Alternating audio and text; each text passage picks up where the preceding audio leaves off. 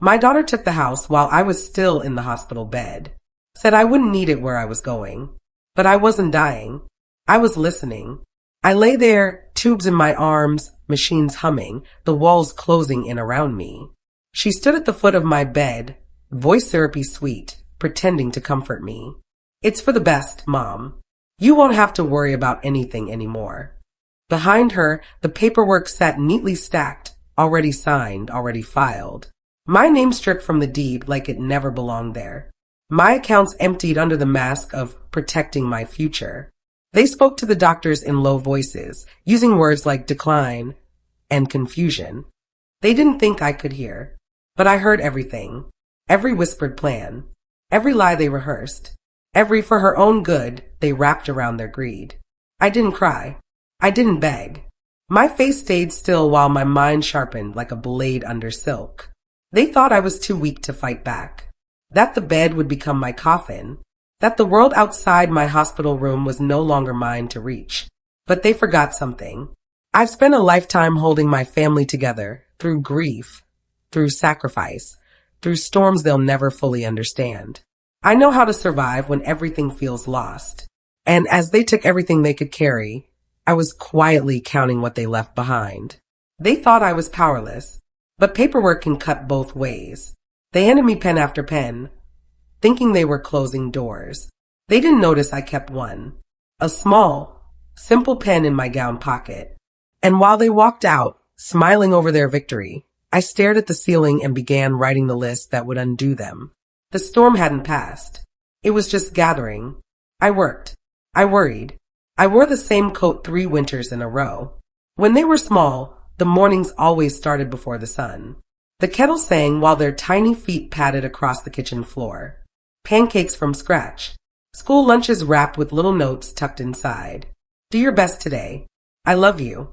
They smiled, stuffed backpacks too heavy for their little backs, and walked out the door while I stood watching from the window, praying the world would be kind to them. Their father worked hard, but life never handed us much. The bills stacked up faster than the paychecks. So I learned how to make a dollar stretch until it nearly broke. Dollar store birthday decorations, hand-sewn Halloween costumes, toys bought on clearance months ahead of Christmas. They never knew. I made sure they never saw the strain. The house was small, but it was full. Full of music from a dusty old radio. Full of laughter from made-up games in the living room. Full of warmth from a mother who'd do anything to keep them safe.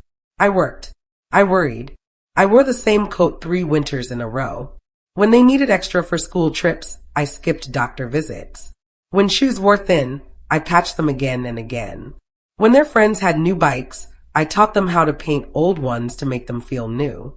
I sold my wedding jewelry to help with tuition. Small stones that once sparkled on my hand now gone, but their futures intact. I thought it was temporary. The sacrifices. I thought, one day, they'd grow strong enough to carry some of my load. That one day, when my hands trembled and my legs grew tired, they'd hold me up like I held them for so many years. I worked. I worried. I wore the same coat 3 winters in a row. And even as they grew older, even when they had children of their own, I stayed present. Babysitting at a moment's notice. Baking their favorite pies for every holiday. Watching my grandchildren while they took vacations I never dared dream of. I smiled through all of it, telling myself, this is love returning. I never asked for anything back. Just a seat at the table. A place in their lives. A voice in their world.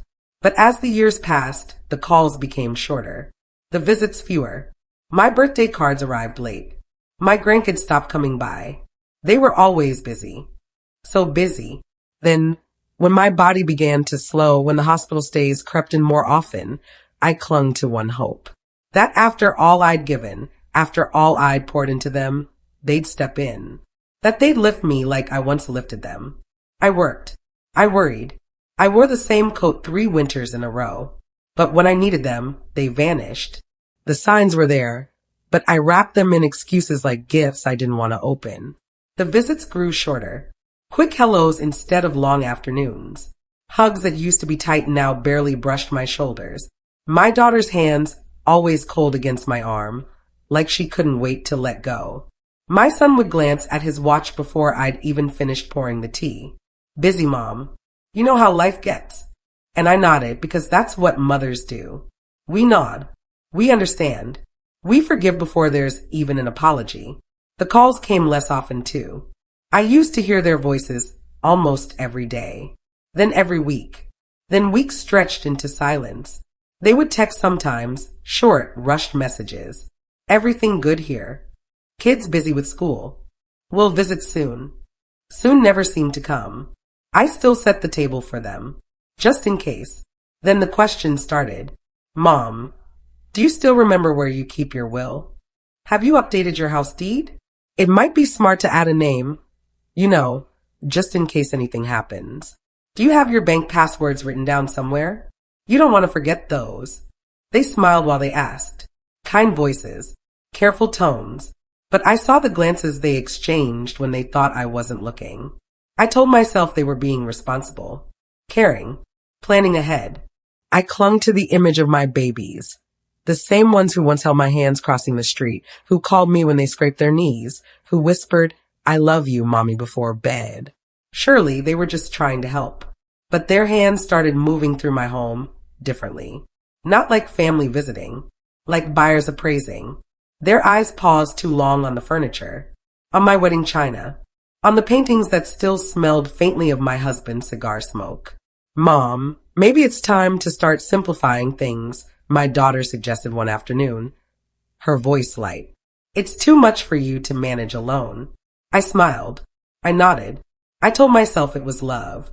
Then came the patronizing tones, the carefully worded sentences that bruised without breaking.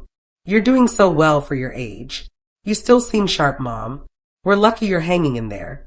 Don't worry about all these complicated things. Just let us handle it. They spoke as if I had already faded, as if the woman who once worked 3 jobs, balanced every bill, raised a family alone, was now some fragile glass figure they needed to gently move aside. I still set the table for them, just in case, even when I heard them whisper behind the bedroom door. The closed-door conversations that ended the moment I walked by. The papers they carefully tucked away when I entered the room. One evening, I found my daughter quietly opening my file cabinet while I was folding laundry. She smiled when she saw me. Just organizing things, Mom. So you don't have to worry about all this paperwork. I nodded again. But inside, something twisted. I told myself they loved me. I told myself they were just being cautious. But something was off. I felt it pressing against my chest in the quiet hours after they left. I still set the table for them, even as the unease grew. Even as my home started to feel less like mine, more like a waiting room. The house was still full of my things, but suddenly it felt like I was borrowing space, like they were already making decisions without me. I clung to my babies, to the memory of their small hands in mine, to the years I gave, the love I poured. I didn't want to believe it. Something was off, but I still set the table for them. It wasn't a visit. It was a removal. They arrived smiling that morning, my daughter and son standing shoulder to shoulder at my front door, voices light, faces carefully composed. Just a little drive today, Mom, my daughter said, taking my arm before I could respond. We thought it would be good to get some fresh air. I looked back at my house, the curtains still drawn open, the kitchen still smelling faintly of yesterday's pie. The place I built, held, protected. But something in their eyes told me this wasn't a simple outing. We drove in silence, my stomach heavy with a dread I didn't dare name yet. When we pulled into the circular driveway of the facility, my heart sank. The sign out front said, Rosewood Care Living. My name didn't belong here. The staff was waiting. Friendly faces. Soft, rehearsed voices. We've been expecting you, Mrs. Wilson. Expecting me. My daughter's grip on my arm tightened slightly. You'll be safe here, Mom. Everything is already arranged. I glanced at my son, searching for something in his face. Guilt, regret, hesitation, but all I saw was relief. As though a task had been completed. A burden lightened. Inside, the walls were beige. The kind of beige that erases a person. Neutral. Silent.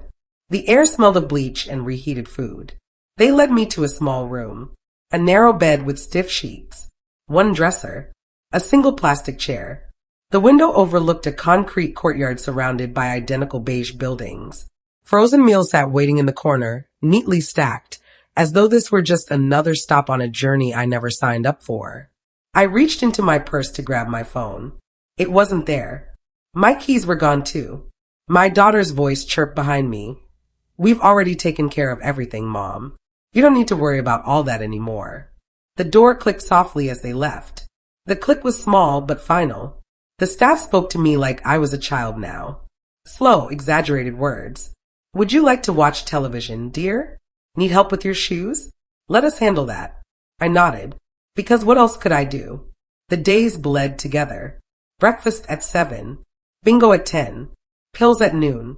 My voice, once strong enough to carry an entire household, was reduced to polite thank yous and forced smiles.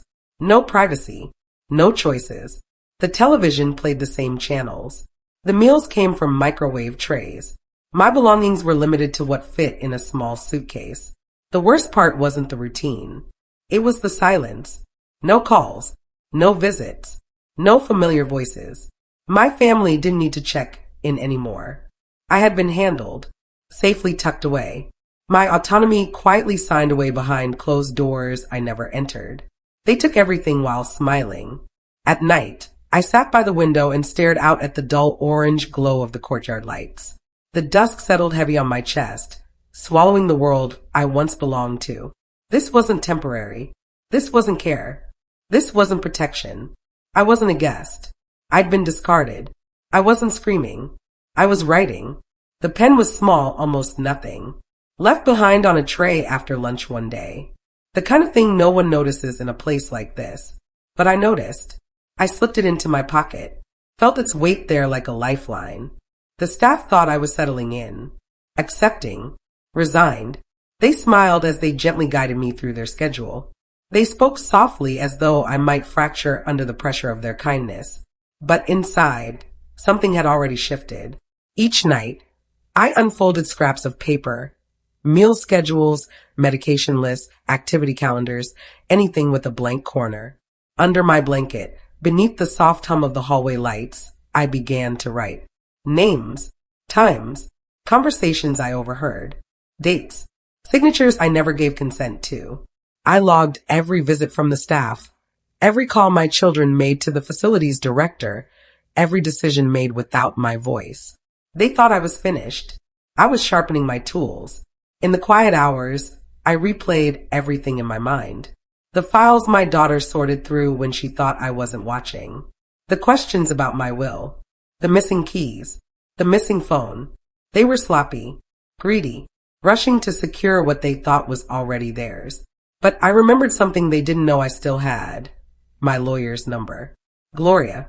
A sharp mind. Years ago, we handled some estate paperwork together. I remembered every digit. Some things you never forget. I also remembered the documents I'd set up quietly after my husband died. Backup plans. Accounts they never touched. Policies they never saw.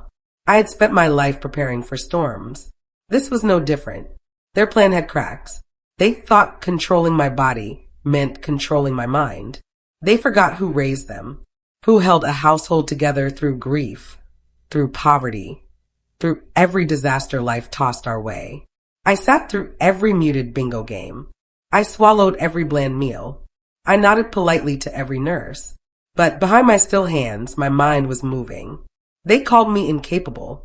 They spoke of my decline.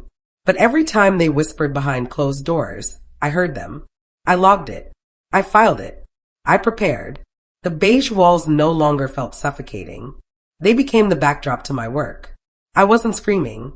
I was writing. Late one night, after the halls had settled into their mechanical hum, I reached for the facility phone. The same phone they assumed I'd forgotten how to use. I dialed the number from memory. My fingers steady. My voice calm. "Gloria," I whispered when she answered. "It's time." Gloria didn't hesitate. She listened, quietly flipping through the stack of notes I had written on scraps of cafeteria menus and medication schedules. Her eyes narrowed, not with doubt, but with focus. "They thought you wouldn't notice," she said softly. "But you noticed everything." I nodded. They thought I was finished. I wasn't.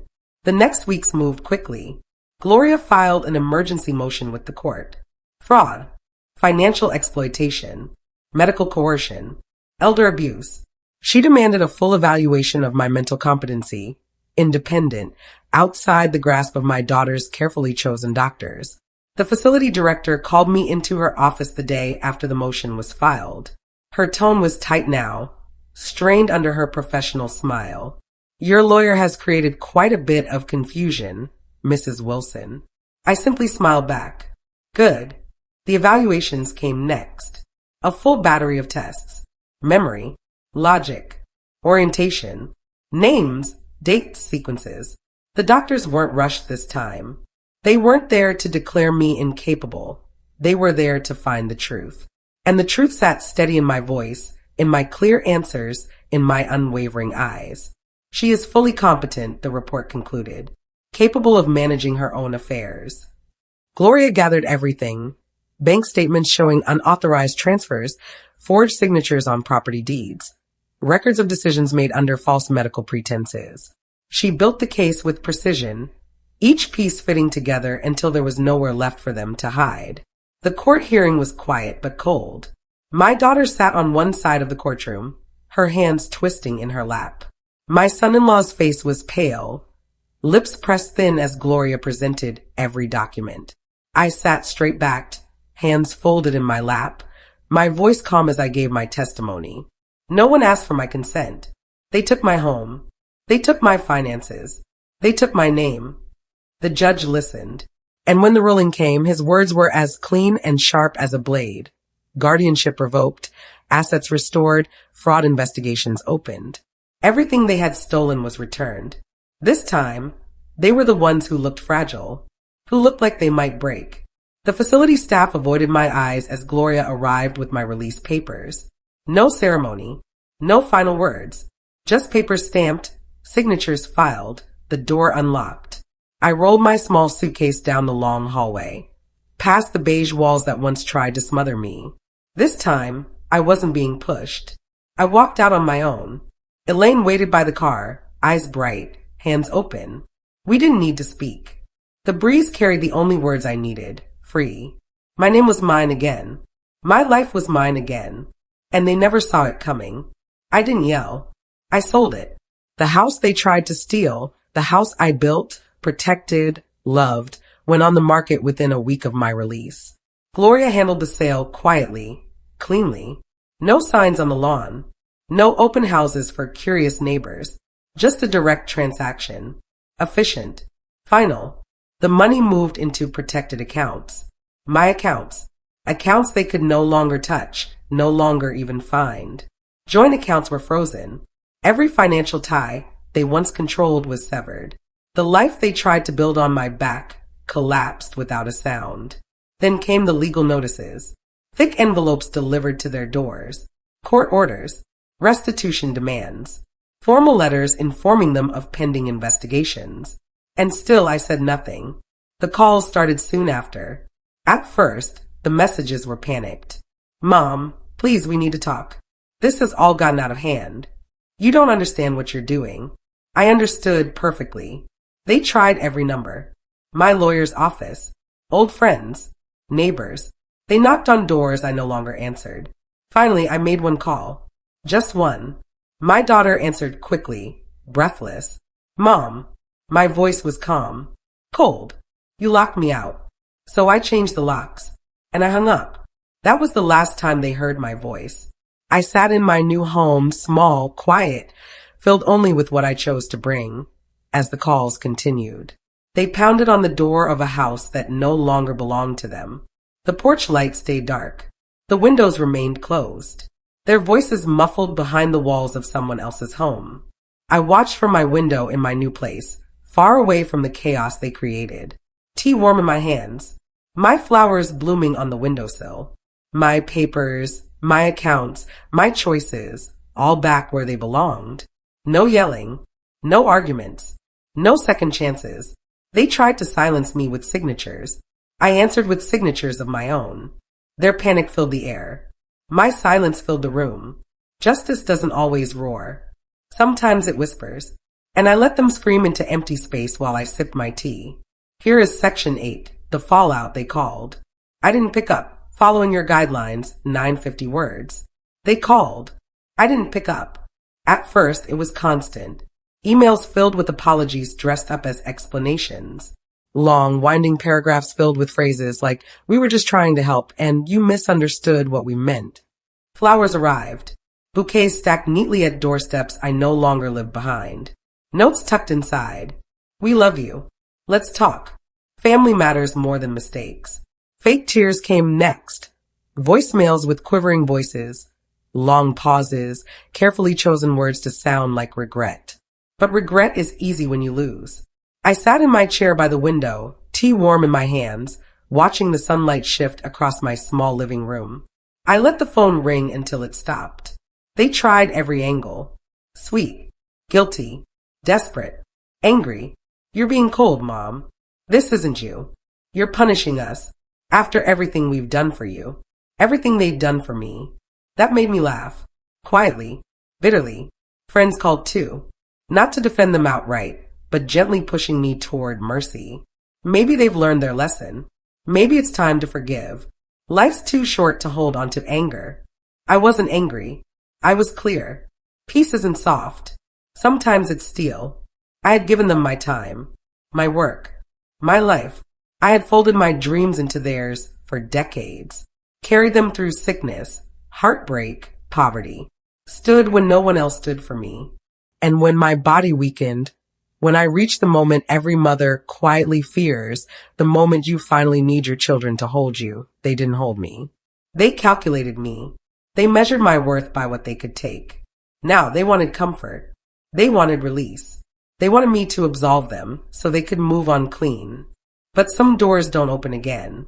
Some trust, once snapped, stays broken. They called. I didn't pick up. I poured myself another cup of tea and watched the candles flicker softly on my kitchen table. My home, small, safe, quiet, filled with only what I chose to carry forward. No more locked doors controlled by others. No more paperwork slipped beneath my hand. No more soft voices hiding sharp knives. They had their chance. I chose peace. My peace. Peace isn't soft. Sometimes it's steel. The house is quiet but not empty. Not like before. Now, the quiet feels gentle, warm. It wraps around me like a soft blanket. Not heavy. Not cold. I no longer wait for visitors. I no longer listen for phones that don't ring. The emptiness they left behind has become space I fill for myself. I redecorated slowly, piece by piece. Nothing grand. Just little things that make me smile. A new yellow chair by the window. Soft curtains that dance when the breeze slips in. Shelves filled with books I always meant to read, but never had time for. I cook for myself now. My meals, my recipes, my portions. I bake pies that fill the house with the sweet scent of cinnamon, and I eat a slice whenever I want. No longer saving the best for others. No longer waiting for someone else to sit at the table. The table only needs one chair. And it's enough. I take my coffee on the porch each morning, barefoot, feeling the cool wood under my feet as the sun slowly rises. The air smells fresh here, untouched by expectation or guilt. Sometimes I play music softly, old songs that once played on the kitchen radio when my children were small. But now they don't ache.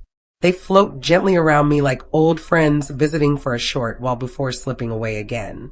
For so long, I thought motherhood was the whole of me, that my value was measured by how much I could give, how much I could hold. And when my hands grew tired, I feared there'd be nothing left, that I would become a burden. But I was never the burden. I was the foundation, and they forgot. They stood on my strength for years, built their lives on my sacrifices. And when they believed I was finally weak enough, they mistook my quiet for emptiness. They forgot that silence doesn't always mean surrender. Now I wake with no debts left unpaid. No hands reaching for what I've built. No shadows standing at my door. Freedom came quietly, not with anger, not with revenge, just with the simple act of closing the doors they left open too long. I water my flowers every evening. Lilies, hydrangeas, soft wildflowers that stretch gently toward the sun. They bloom without permission, without apology. I didn't get flowers this time, so I grew my own. And I live, fully, quietly, completely,